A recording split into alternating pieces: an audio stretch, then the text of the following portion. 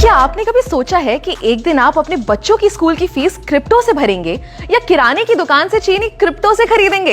Well, let me tell you, ये सब possible है। नमस्कार। क्या आप भी हर जगह bitcoin, crypto currency, digital wallet जैसे शब्द सुन सुन के थक चुके हैं मगर समझ नहीं पाए कि आखिर ये है क्या? डोंट वरी, मैं पलक यादव आपको बताऊंगी कि आखिर ये क्रिप्टो क्या है। जी के डिजिटल शो में हम बात करेंगे आज डिजिटल मनी की। पर सबसे पहले जानते हैं कि ये पूरी क्रिप्टो की दुनिया आखिर आई कैसे।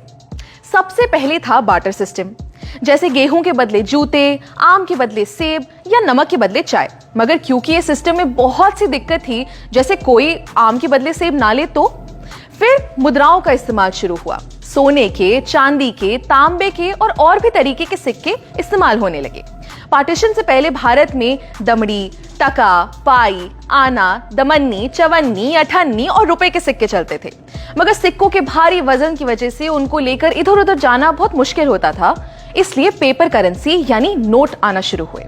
अब नोटों का इतिहास तो हम जानते ही हैं। 10,000 के बड़े बड़े नोट से शुरू होकर जो वॉलेट में भी ना आए, नोट छोटे से छोटे होते गए और अब तो ज्यादातर लोग बिना पेपर करेंसी के ही चलते हैं। आज से 5-6 साल पहले किसी ने सोचा भी नहीं होगा कि सिर्फ एक क्यूआर कोड को स्कैन करके किसी को पैसे भेजे जा सकते हैं।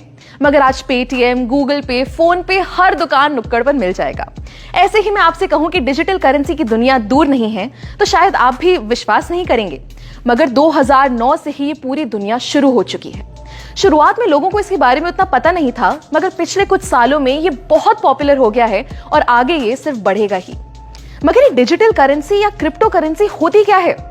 डिजिटल करेंसी एक वर्चुअल करेंसी है, यानी जिसे आप इन नोटों की तरह अपनी जेब में नहीं रख सकते। ये हमारे ऑनलाइन वॉलेट में रखी जाती है, यानी बिना किसी झंझट के आप इसे कहीं से भी एक्सेस कर सकते हैं।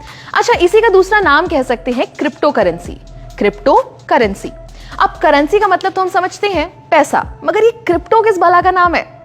क्रिप्टो मतलब छुपा हुआ या जो सीक्रेट हो, यानी कि आप क्रिप्टो करेंसी से अपने पैसे की जो भी ट्रांजैक्शन करेंगे या लेन देन करेंगे वो सब छुपा हुआ होगा और सिक्योर होगा। ये क्रिप्टो करेंसी का चलन 2009 में शुरू हुआ, जब सबसे पहली बार सातोशी नाकामोटो नाम के एक आदमी ने वर्चुअल करेंसी बनाई। अब इसका नाम हम सबने कहीं ना कहीं सुना ही है। जी हाँ, बिटकॉइन।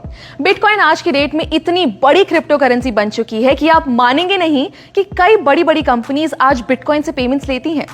एक मजे की बात बताऊं, अगर आपने 2009 में एक बिटकॉइन खरीदा होता तो आज आपके पास बिना कुछ किए बैठे बिठाए करीब 16 लाख रुपए होते।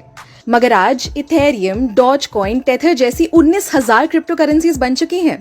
इन करेंसीज को हम खरीद सकते हैं, बेच सकते हैं और चाहे तो इनमें इन्वेस्ट भी कर सकते हैं।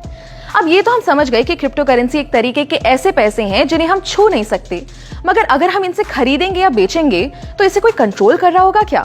जी नहीं। यही खास बात है क्रिप्टो करेंसी की। इसे कोई थर्ड पार्टी जैसे कोई बैंक या कोई सरकार कंट्रोल नहीं करती, यानी कि ये डिसेंट्रलाइज्ड होता है। पूरे ट्रेडिशनल बैंकिंग सिस्टम को तोड़ते हुए क्रिप्टो की ट्रांजैक्शन सीधे एक वॉलेट से दूसरे वॉलेट में होती है। क्रिप्टो करेंसी को पहले उतनी मान्यता नहीं मिली थी। भारत जैसे कई देशों में इसका इस्तेमाल बैन था, मगर धीरे धीरे बहुत से देशों में ये लीगल हो चुका है। मार्च 2020 में भी इंडिया ने क्रिप्टो करेंसी से बैन हटा दिया। यहां तक कि हमारी फाइनेंस मिनिस्टर निर्मला सीतारमण ने 2022 के बजट में डिजिटल रुपी लॉन्च करने की बात की है। जी हां, भारत की पहली डिजिटल करेंसी। आरबीआई द्वारा लॉन्च की गई ये करेंसी रुपये के बराबर होगी और इसे फिजिकल करेंसी से एक्सचेंज किया जा सकेगा। है ना कमाल की बात? दोस्तों, क्रिप्टो की ये दुनिया जितनी बड़ी है उतनी ही इंटरेस्टिंग भी है, तो इनके बारे में हम जितना जाने उतना कम रहेगा। अगली वीडियो में हम आपको बताएंगे क्रिप्टो से जुड़े एक बहुत अहम चीज के बारे में जिसका नाम है ब्लॉकचेन। तब तक के लिए स्टे ट्यून्ड और देखते रहिए जी न्यूज़ डिजिटल।